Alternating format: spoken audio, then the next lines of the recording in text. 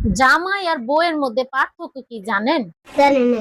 বউ জামাইকে ছাড়া কাউকে বিশ্বাস করে না, अच्छा। আর জামাই বউকে ছাড়া সবাইকে বিশ্বাস করে। মেয়ের বিদায়ের সময় বাবা মা কান্না করে আর তুমি হাসতেছো, তোমার লজ্জা করে না? তোমার মনে আছে মেয়ে যখন ছোট ছিল তখন তুমি আমাকে বলছিলা মেয়ে না থাকলে তুমি আমার সংসার করতা না? ভুলে নাই, মনে আছে তো, কি হইছে? আজ সেই দিনটা আসছে। এত খুশি হয়ে লাভ নাই, তুমি আবার বাবা হচ্ছো। Bye bye, tata. কি ব্যাপার ভাবি, সকালে ভাইয়ের সাথে ঝগড়া করে ডিউটিতে গেলেন, এখন এত খুশি খুশি লাগতেছে, কাহিনী কি? আপনার ভাই রাস্তায় বাইক চালিয়ে যাচ্ছিল, ধৈর্য 5,000 টাকা জরিমানা করে ছেড়ে দিছি। এইটা ভাবি একদম ঠিক করেন নাই, পুলিশ সার্জেন্টের পাওয়ার দেখাইলেন, ভাইয়ের কাগজপাতি তো সব ঠিক আছে, তাহলে কি দিয়ে জরিমানা করলেন? জানেন না, আকাশে যত তারা পুলিশের তত ধারা, লুঙ্গি পরে বাইক চালাচ্ছিল তাই জরিমানা করছি।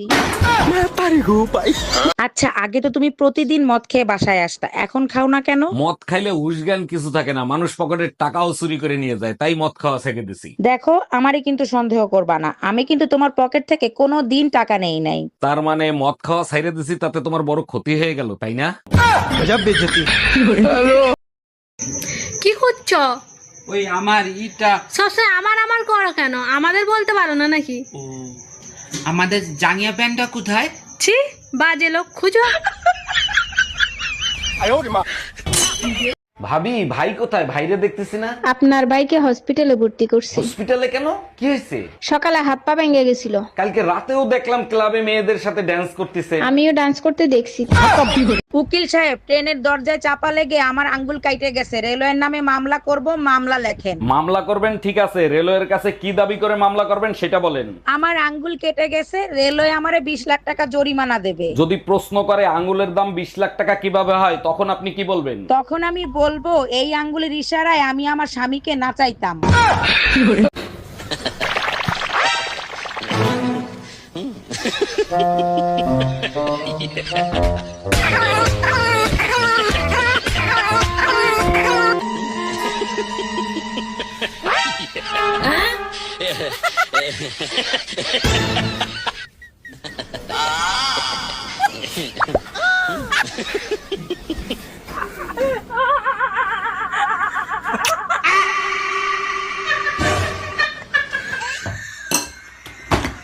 ও ভাবি, এবার পয়লা বৈশাখে ভাই তো আসলো না, বলেন তো আপনার সাথে পয়লা বৈশাখ আমি করি?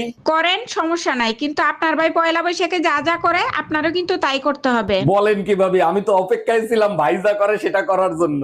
আপনার ভাই সারাদিন ঘুরায়, তারপরে ডিনার করায়, তারপরে একটা আইফোন কিনে দেয়।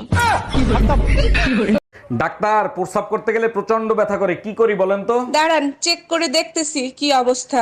সর্বনাশ, মেশিন খারাপ হয়ে গেছে। বলেন কি, আমি তো এখনো তো বিয়েই করি নাই। আরে আপনার মেশিন না, আমার চেক করা মেশিন। ডাক্তার, বাচ্চার কান্নার আওয়াজ পাচ্ছি, ডেলিভারি কি হয়ে গেছে? হ্যাঁ অরুণ সাহেব, আধা ঘন্টা আগেই ডেলিভারি হয়ে গেছে, আপনার ছেলে হয়েছে। আচ্ছা ডাক্তার, একটা জিনিস আমার মাথায় খেলে না, বাচ্চারা ডেলিভারি হওয়ার সাথে সাথে কান্না করে কেন? ধরেন আপনি কারো বাসায় 9 মাস ফ্রিতে খাচ্ছেন, ঘুমাচ্ছেন, থাকতেছেন, হঠাৎ করে যদি আপনাকে লাথি মেরে বের করে দেয়, তখন আপনি কি করবেন?